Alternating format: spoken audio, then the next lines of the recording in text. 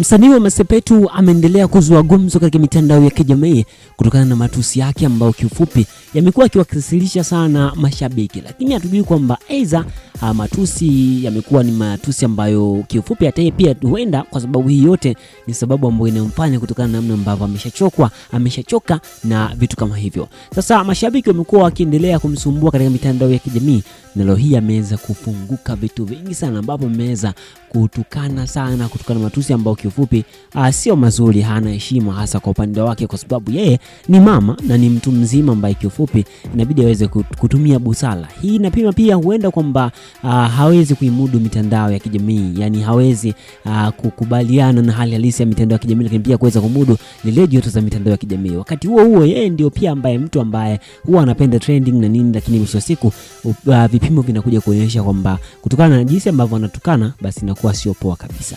Sasa nimekusogezea hapa. Sasa kwanza kabisa tunafahamu kwamba huyu ambaye ni Wema Sepetu ni miongoni mwa mwanadada ambaye amepitia mambo mengi sana hasa kwa upande mzima wa maneno. Kupitia swala lake la kutokupata mtoto basi liliweza kumpelekea pagumu sana, kumpa maneno mengi, kwamba tumeweza kukutana na maneno baadhi kama vile aliwahi kuambiwa ni mgumba wa taifa, lakini pia aliwahi kuambiwa kwamba laana ya Kanumba bado yupo nayo. Aliambiwa vitu vingi sana ambavyo kiufupi vinaumiza sana hasa kwa upande mzima wa ile kibinadamu. Sasa kupitia yote lazima uweze kuwa na hasira sana. Sasa kuna namna ambavyo pia watu wanakuataki pia kukupima kwamba kama ukilaizi basi huenda hicho kitu ni cha kweli. Kwa mfano issue ya Doto Magari tuliweza kuona namna gani hasa pia alikuwa akitukana na akichukulia kama vile serious. Huenda mhusika aliyetoa ile issue huenda alikuwa anazungumzia kiutani, lakini pia kutokana ile temper, lakini pia kuweza kujiongelea hilo swala basi inaweza likapima pia kwamba hiki kitu ni cha kweli. Sasa swala hili pia linazidi kuwachanganya watu kuhusiana na kile ambacho kinachoendelea hasa kwa upande mzima wa Wema Sepetu, kwa sababu amekuwa ni mtu ambaye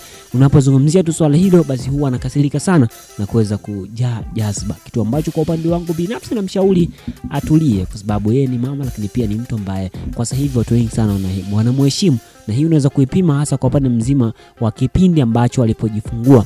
Watu wengi sana waheshimiwa walifika kuweza kumuona, kumtembelea. Hii pia sio nzuri kama akiendelea tabia hizi za kuendelea kutukana watu katika mitandao ya kijamii, kwa sababu inakuwa ina mark details, yani inatunza taarifa ambazo kifupi zinakuwa sio. Sasa mimi nimekusogezea hapa. Sasa issue yenyewe ilikuwa ni mmoja kati ya mtu ambaye aliyemwambia kwamba mteja wa watoto wa hii unanunua mtoto kutoka wapi? Mmoja kati ya maneno ambayo kifupi ukiyapima yanaumiza sana kinoma noma. Sasa kupitia swala hilo basi amejikuta akiingia na kuweza kumtukana. Hii ilikuwa ni kupitia mtandao wa TikTok ambapo alisema nitakuja kumnunua, akataja moja kati ya sehemu ambazo kifupi sio kabisa. Alitaja ikawa ni noma kabisa, kitu ambacho kifupi hii comment amejikuta kitrend sana katika mitandao ya kijamii na kuweza kuonesha wazi kwamba kuna jambo haliko sawa. Sasa je, kwa upande wako binafsi ni kipi hasa ambacho unaweza kumshauri Wema Sepetu kwa sasa akifanye au aache? Ni lipi? Nijuze kwenye comment, lakini usisite kubonyeza neno subscribe. Asante.